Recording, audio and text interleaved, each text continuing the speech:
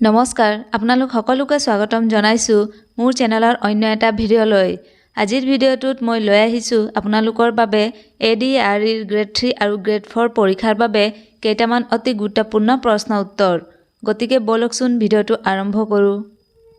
প্ৰথম প্ৰশ্নটো হৈছে ফিলিপাইনছত থকা মাউণ্ট পিনাটুবুৰ উদ্গিৰণত কোনবিধ বিষাক্ত গেছ নিৰ্গত হৈছিল? অপচন ক কাৰ্বন ডাই অক্সাইড, অপচন খ সালফাৰ ডাই অক্সাইড, অপচন গ মিথেন এণ্ড অপচন ঘ কাৰ্বন ডাই অক্সাইড। উত্তৰটো হৈছে অপচন খ সালফাৰ ডাই অক্সাইড নিৰ্গত হৈছিল। ২ নম্বৰ প্ৰশ্নটো হৈছে চীনৰ কোনখন নদী অত্যাধিক প্ৰদূষণৰ বাবে জনা যায়? অপচন ক মেকং নদী, অপচন খ দানুব নদী, অপচন গ আমাজন নদী এণ্ড অপচন ঘ ইয়াংছে নদী। উত্তৰটো হৈছে অপচন ঘ ইয়াংছে নদী চীনৰ অত্যাধিক প্ৰদূষণৰ বাবে জনা যায়। ৩ নম্বৰ প্ৰশ্নটো হৈছে বিশ্বৰ ষষ্ঠ বৃহত্তম দেশ কোনখন? অপচন ক অষ্ট্ৰেলিয়া, অপচন খ ৰাছিয়া, অপচন ক কানাডা এণ্ড অপচন ঘ আমেৰিকা যুক্তৰাষ্ট্ৰ। উত্তৰটো হৈছে অপচন ক অষ্ট্ৰেলিয়া বিশ্বৰ ষষ্ঠ বৃহত্তম দেশ। ৪ নম্বৰ প্ৰশ্নটো হৈছে কোনখন সাগৰে ইউৰোপ আৰু আফ্ৰিকা মহাদেশক পৃথক কৰিছে? অপচন ক আৰৱ সাগৰ, অপচন খ লোহিত সাগৰ, অপচন গ ভূমধ্য সাগৰ এণ্ড অপচন ঘ কাস্পিয়ান সাগৰ। উত্তৰটো হৈছে অপচন গ ভূমধ্য সাগৰে ইউৰোপ আৰু আফ্ৰিকা মহাদেশক পৃথক কৰিছে। ৫ নম্বৰ প্ৰশ্নটো হৈছে এছিয়া মহাদেশত কিমানখন দেশ আছে? অপচন ক ৩৭খন, অপচন খ ৪২খন, অপচন গ ৫১খন এণ্ড অপচন ঘ ৫৩খন। উত্তৰটো হৈছে অপচন গ ৫১খন দেশ আছে এছিয়া মহাদেশত। ৬ নম্বৰ প্ৰশ্নটো হৈছে নীল নদীখন কোনখন মহাদেশত অৱস্থিত? অপচন ক আফ্ৰিকাত, অপচন খ এছিয়াত, অপচন গ ইউৰোপত এণ্ড অপচন ঘ উত্তৰ আমেৰিকাত। উত্তৰটো হৈছে অপচন ক আফ্ৰিকা মহাদেশত অৱস্থিত। ৭ নম্বৰ প্ৰশ্নটো হৈছে কোনখন মহাদেশত কানাডা অৱস্থিত? অপচন ক দক্ষিণ আমেৰিকাত, অপচন খ এছিয়াত, অপচন গ ইউৰোপত এণ্ড অপচন ঘ উত্তৰ আমেৰিকাত। উত্তৰটো হৈছে অপচন ঘ উত্তৰ আমেৰিকাত কানাডা অৱস্থিত। ৮ নম্বৰ প্ৰশ্নটো হৈছে দক্ষিণ আমেৰিকাৰ বৃহত্তম দেশখন কি? অপচন ক কলম্বিয়া, অপচন খ আৰ্জেণ্টিনা, অপচন গ ব্ৰাজিল এণ্ড অপচন ঘ পেৰু। উত্তৰটো হৈছে অপচন গ ব্ৰাজিল দক্ষিণ আমেৰিকাৰ বৃহত্তম দেশ। ৯ নম্বৰ প্ৰশ্নটো হৈছে পেঞ্জিয়াৰ দক্ষিণ অংশটোক কি বুলি কোৱা হয়? অপচন ক তেথিছ সাগৰ, অপচন খ লৰেছিয়া, অপচন গ আংগাৰা লেণ্ড এণ্ড অপচন ঘ গণ্ডৱানা লেণ্ড। উত্তৰটো হৈছে অপচন ঘ গণ্ডৱানা লেণ্ড বুলি কোৱা হয়। ১০ নম্বৰ প্ৰশ্নটো হৈছে জনসংখ্যাৰ দিশৰ পৰা বিশ্বৰ ক্ষুদ্ৰতম দেশ কোনখন? অপচন ক ব্ৰাজিল, অপচন খ ভেটিকান চিটি, অপচন গ মেক্সিকো এণ্ড অপচন ঘ নাইজেৰিয়া।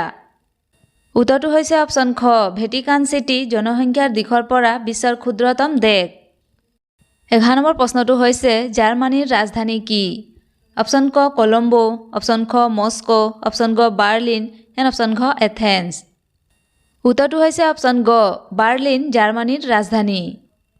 ১২ নম্বৰ প্ৰশ্নটো হৈছে ডাৰ্লিং নদী ক'ত অৱস্থিত? অপচন খ ইউৰোপত, অপচন খ অষ্ট্ৰেলিয়াত, অপচন গ আফ্ৰিকাত এণ্ড অপচন ঘ এছিয়াত। উত্তৰটো হৈছে অপচন খ অষ্ট্ৰেলিয়াত ডাৰ্লিং নদী অৱস্থিত। ১৩ নম্বৰ প্ৰশ্নটো হৈছে উত্তৰ আমেৰিকাত নিম্নভূমি আৰু নিম্নতম ঠাইখন কি? অপচন ক মেকনেৰীৰ শৃংগ, অপচন খ কলোৰাডো মৰুভূমি, অপচন গ ডেথ ভেলী এণ্ড অপচন ঘ গ্ৰেট স্লেপ হ্ৰদ। উত্তৰটো হৈছে অপচন গ ডেথ ভেলী উত্তৰ আমেৰিকাত নিম্নভূমি আৰু নিম্নতম ঠাই। ১৪ নম্বৰ প্ৰশ্নটো হৈছে পৃথিৱীৰ বৃহত্তম গণতান্ত্ৰিক দেশখনৰ নাম কি? অপচন ক আমেৰিকা যুক্তৰাষ্ট্ৰ, অপচন খ পাকিস্তান, অপচন গ ব্ৰিটিছ যুক্তৰাষ্ট্ৰ এণ্ড অপচন ঘ ভাৰত। উত্তৰটো হৈছে অপচন ঘ ভাৰত পৃথিৱীৰ বৃহত্তম গণতান্ত্ৰিক দেশ। ১৫ নম্বৰ প্ৰশ্নটো হৈছে ভাৰতীয় জাতীয় কংগ্ৰেছৰ প্ৰথম সভাপতি কোন আছিল? অপচন ক উমেশ চন্দ্ৰ বেনাৰ্জী, অপচন খ মহাত্মা গান্ধী, অপচন গ জৱাহৰলাল নেহেৰু এণ্ড অপচন ঘ বংকিম চন্দ্ৰ চেটাৰ্জী। উত্তৰটো হৈছে অপচন ক উমেশ চন্দ্ৰ বেনাৰ্জী আছিল ভাৰতীয় জাতীয় কংগ্ৰেছৰ প্ৰথম সভাপতি। ১৬ নম্বৰ প্ৰশ্নটো হৈছে ভাৰতৰ ৰাষ্ট্ৰপতি পদৰ প্ৰাৰ্থীজনৰ ন্যূনতম বয়স কিমান হোৱা উচিত? অপচন ক ২৫ বছৰ, অপচন খ ১৮ বছৰ, অপচন গ ৩৫ বছৰ এণ্ড অপচন ঘ ৪০ বছৰ। উত্তৰটো হৈছে অপচন গ ৩৫ বছৰ হোৱা উচিত। ১৭ নম্বৰ প্ৰশ্নটো হৈছে ভাৰতৰ প্ৰথম সাধাৰণ নিৰ্বাচন কেতিয়া অনুষ্ঠিত হৈছিল? অপচন ক ১৯৫২ চনত, অপচন খ ১৯৫৭ চনত, অপচন গ ১৯৪৬ চনত এণ্ড অপচন ঘ ১৯৬০ চনত। উত্তৰটো হৈছে অপশ্যন ক 1952 চনত ভাৰতৰ প্ৰথম সাধাৰণ নিৰ্বাচন অনুষ্ঠিত হৈছিল 18 নম্বৰ প্ৰশ্নটো হৈছে ৰাষ্ট্ৰসংঘৰ মুখ্য কাৰ্যালয় ক'ত অৱস্থিত অপশ্যন ক নিউয়ৰ্কত অপশ্যন খ জেনেভাত অপশ্যন গ ৰোমত এণ্ড অপশ্যন ঘ ৱাশ্বিংটন ডিচি উত্তৰটো হৈছে অপশ্যন ক নিউয়ৰ্কত ৰাষ্ট্ৰসংঘৰ মুখ্য কাৰ্যালয় অৱস্থিত 19 নম্বৰ প্ৰশ্নটো হৈছে বিভিন্ন ৰাজনৈতিক আৰু আঞ্চলিক দলক কোনে স্বীকৃতি প্ৰদান কৰে অপশ্যন ক ৰাষ্ট্ৰপতিয়ে অপশ্যন খ সংসদে অপশ্যন গ নিৰ্বাচনী আয়োগে এণ্ড অপশ্যন ঘ নিৰ্বাচনী আয়ুক্তৰ লগত আলোচনা মৰ্মে ৰাষ্ট্ৰপতিয়ে উত্তৰটো হৈছে অপশ্যন গ নিৰ্বাচনী আয়োগে বিভিন্ন ৰাজনৈতিক আৰু আঞ্চলিক দলক স্বীকৃতি প্ৰদান কৰে 20 নম্বৰ প্ৰশ্নটো হৈছে ভাৰতবৰ্ষত গণতান্ত্ৰিক চৰকাৰে কিমান বছৰতকৈ অধিক কাল কাৰ্যনিৰ্বাহ কৰি আছে অপশ্যন ক 50 বছৰ অপশ্যন খ 60 বছৰ অপশ্যন গ 70 বছৰ এণ্ড অপশ্যন ঘ 80 বছৰ উত্তৰটো হৈছে অপশ্যন খ 60 বছৰতকৈও অধিক কাল কাৰ্যনিৰ্বাহ কৰি আছে থেংক ইউ ফৰ ৱাচিং